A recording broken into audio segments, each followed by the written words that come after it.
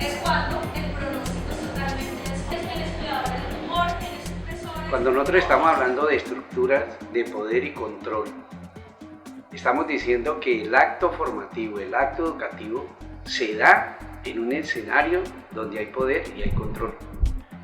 Por eso cuando nosotros vemos que en muchos de los perfiles profesionales de los programas de la universidad se destacan una serie de buenas intenciones, que sea investigador, que sea proactivo, que sea líder, que sea innovador, que sea asertivo. Nosotros señalamos que si bien a nivel de enunciación se puede aceptar, lo que no podemos aceptar es que con solo enunciar se logre.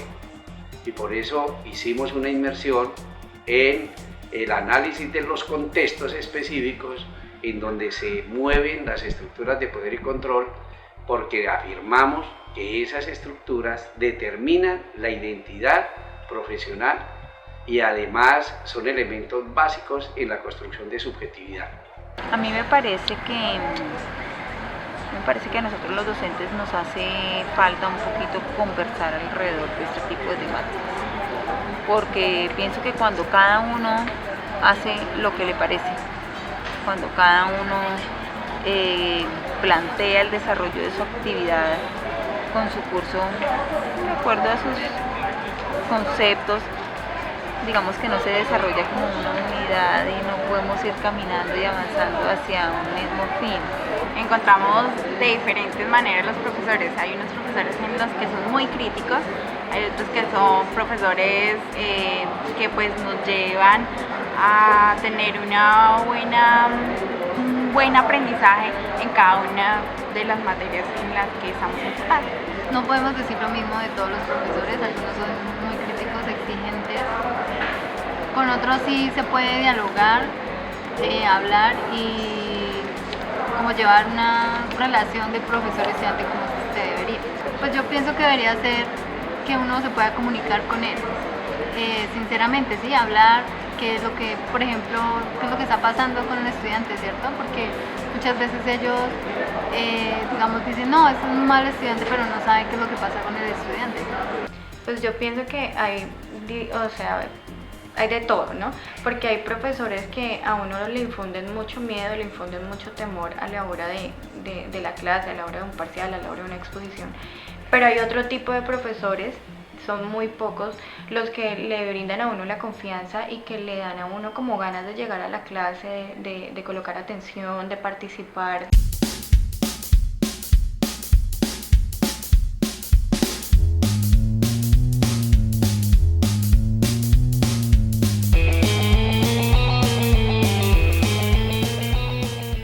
En estos momentos nosotros vemos desde la teoría de la transmisión cultural, estamos mirando que las categorías que subyacen en un proceso formativo, llámense profesores, alumnos, discursos, están relacionadas. Pero además esa relación está por una naturaleza. Pueden ser relaciones del orden horizontal o pueden ser relaciones verticales. La relación debe ser una relación de diálogo, ¿sí? De acuerdo, de concertación, donde hay entendimiento. Por eso los currículos deben dar esas posibilidades. Yo digo que externamente, en el ambiente y afuera, las relaciones son, en la mayoría son de mucha, como de amistad, de diálogo. Pero el problema se va es cuando nos metemos en los salones, nos transformamos, ¿sí? Y en eso es lo que no estoy de acuerdo, ¿sí? Los que nos sentamos a hablar de democracia, de participación en el salón nos volvemos autoritaristas. Ese es el gran problema que hay, la incoherencia en el discurso y la práctica. Puedo ver que sí hay una relación de respeto, el docente al estudiante y el estudiante al docente, pero también noto que hay una relación de confianza. Sí, hay una situación en que los estudiantes que uno no piensa o no cree se acercan a comentarle a uno sus cosas y de alguna manera uno mira que en algunos, por ciertas situaciones, uno puede ayudarlos. Yo creo que es importante hablar un poco de la historia de la universidad. Siento que ha habido un cambio muy fuerte en el ejercicio de la docencia. La verdad, en los albores, el nacimiento de la universidad era un docente que estaba en la calle, era un docente que estaba con las comunidades, estaba conectado con el entorno. En este momento veo que hay un aislamiento. Autoritarismo como tal, así, pues yo no he visto aquí un caso en que un profesor diga así, pero de alguna manera uno tiene un componente de autoridad siempre.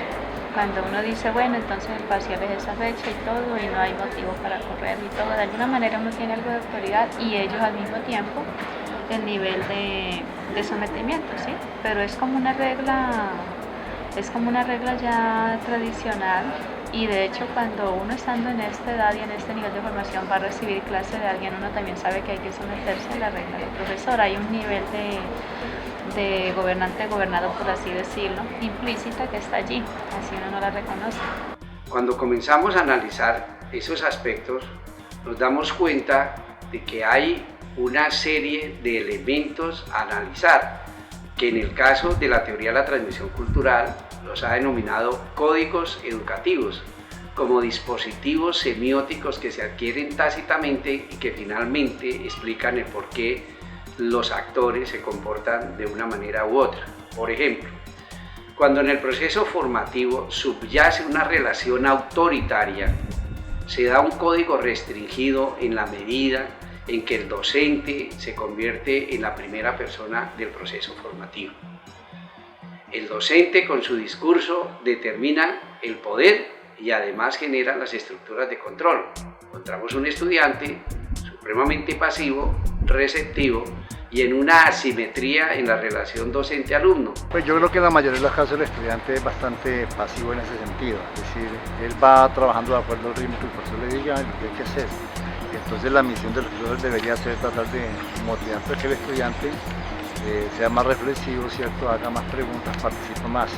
Yo pienso que acá hay todavía mucho estudiante sumiso, aunque en medio de esto también encuentra uno algún grosero o alguna cosa, pero pues personalmente yo pienso que los estudiantes son muy cordiales, la mayoría, son formales, son personas, ya lo dije y lo repito, sumisas, a veces ni siquiera cuestionan pues lo que está pasando con ellos. Entonces uno ve, no siendo mi caso, pero uno ve como muchos profesores a veces abusan igual en este nivel de los estudiantes, con las notas, con una cantidad de cosas. Entonces también es como una cuestión preocupante. Yo pienso que la Universidad Surcolombiana está viviendo un momento interesantísimo en ese aspecto, porque está en un momento de relevo generacional. Digamos que las docentes que llevan más tiempo acá, pues ellas en su paradigma de pronto hay muchos elementos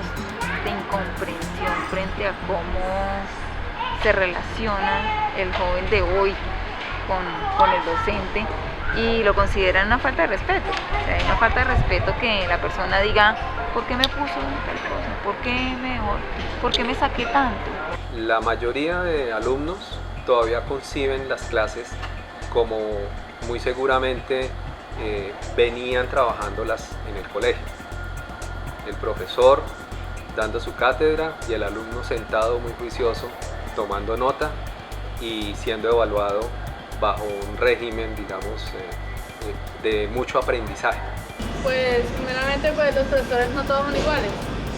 Desde el primer semestre he visto unos profesores que son como muy creativos en el sentido de impulsar a los estudiantes a que sigan la carrera. También nos muestran las consecuencias de que no todos van a tener la carrera. Pero también hay otros profesores como rígidos en sus cosas, son esquematizados, no se salen de ahí, no les gusta innovar. Pero entonces uno ve como esa diversidad y uno se da cuenta de que no todos los profesores son buenos y no todos se ven que vienen de diferentes lados, con diferentes ideas, porque la mayoría de ellos tratan como de inculcar también las ideas de ellos, sin darse cuenta indirectamente o directamente. Hay un segundo grupo que yo voy a denominar más o menos tecnócratas, y dentro de esos tecnócratas son conocedores de su profesión, muy competentes en lo que hacen, que están en la ola de que se transmite un saber y vienen y transmiten un saber. Y yo recuerdo y comentaba el caso de un docente, lógicamente no lo mencionó por caridad de respeto con él, pero era un docente que no podía hacer incluso comentarios despectivos de su temática o de él mismo, y él no se inmutaba porque se sentaba a transmitir un conocimiento y dudo que alguna vez haya escuchado una voz diferente a la de él mismo contando el conocimiento que estaba contando. Pues bueno, yo creo que hay como dos caras, ¿no? Hay mucho profesor que digamos de primera impresión, a uno le parece que es crítico, sí, con las cosas que dice, tal, pero después como que esa crítica riñe con lo que hace.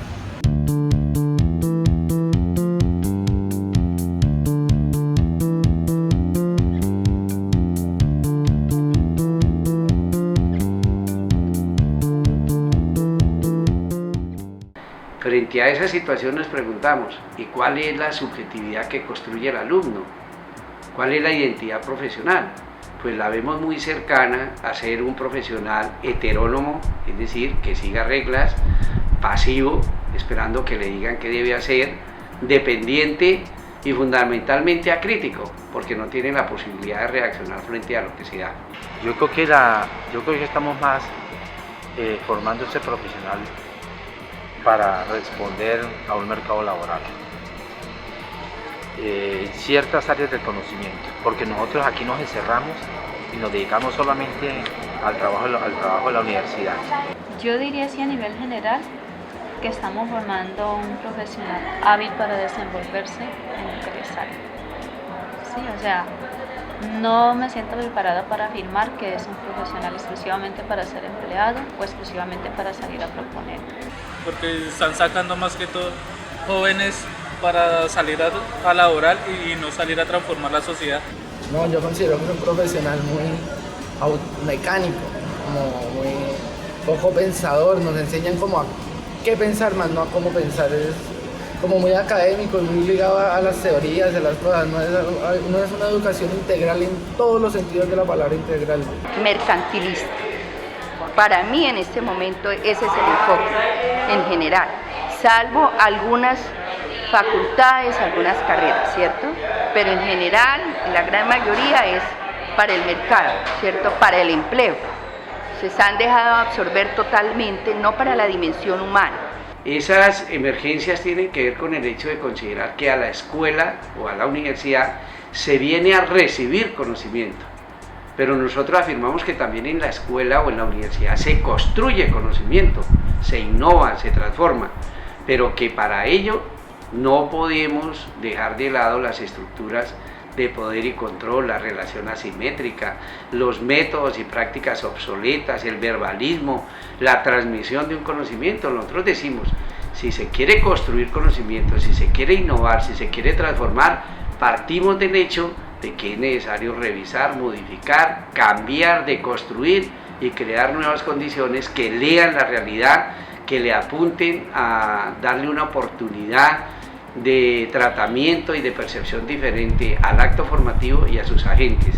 Por eso lo que estamos planteando es migrar de un modelo pedagógico enfocado en la transmisión hacia un modelo pedagógico que le dé oportunidad a la indagación sistemática. La manera que trabajamos acá en la universidad debería como actualizarse. Hay muchos profesores que siguen usando metodologías que se dieron hace 10 años y debería como implementar, porque ahora todos se manejan nuevas tecnologías. La universidad está haciendo un esfuerzo muy importante por incorporar las TIC y a mí me parece que esa es una excelente vía. Me parece que la incorporación de las TIC hace que lleguemos mucho más fácil a la comprensión del estudiante de hoy. Nosotros no podemos pretender continuar con prácticas pedagógicas de hace 10 años o hace 15 años o hace 20 años, porque la realidad es que el joven que tenemos hoy acompañándonos en los diferentes cursos, pues no es el mismo. En términos muy concretos y que van a permitir dialogar con la comunidad académica, tenemos un profesional dependiente, heterónomo, acrítico y poco creativo. Nosotros tenemos un desfase generacional entre lo que somos los docentes, sean viejos, medianamente jóvenes o más jóvenes, en términos de la velocidad con la que se está desarrollando el mundo de la informática. Y todos nuestros alumnos manejan la parte de la informática, de los sistemas, de las redes sociales, con una agilidad y una velocidad que nosotros nos quedamos atrás.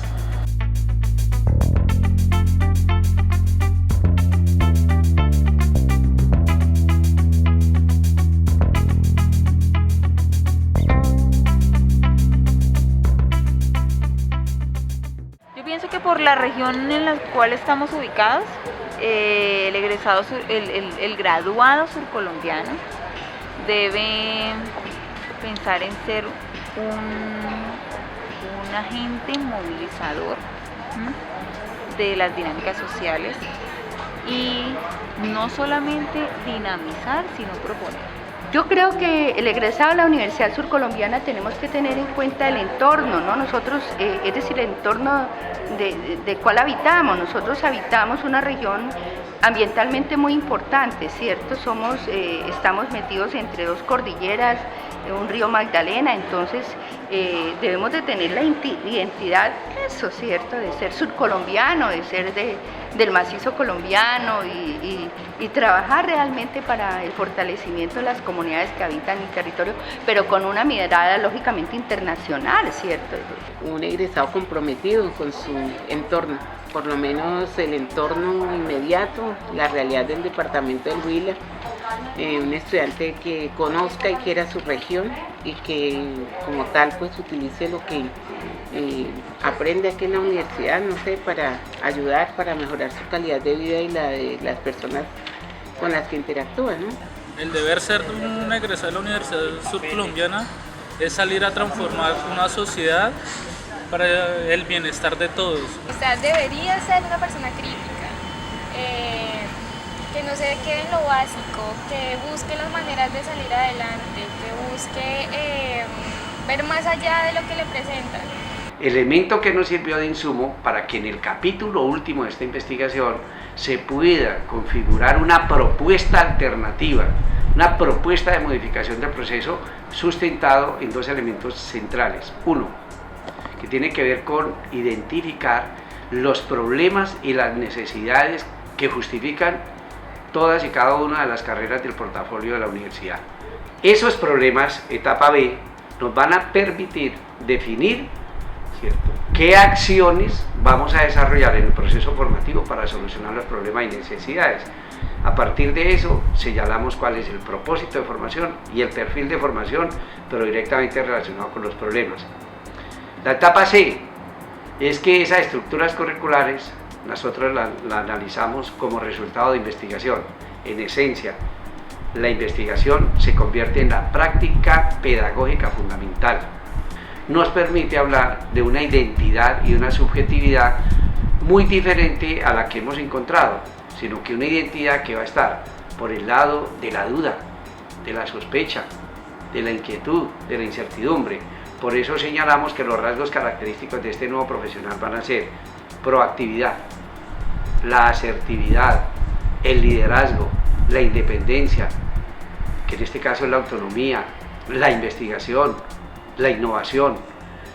Entonces, señalamos que desde el macro contexto hasta el desarrollo puntual habrá un hilo conductor que nos dice que la investigación, asumida como el cultivo de la capacidad de asombro, va a estar permeando todas y cada una de estas fases.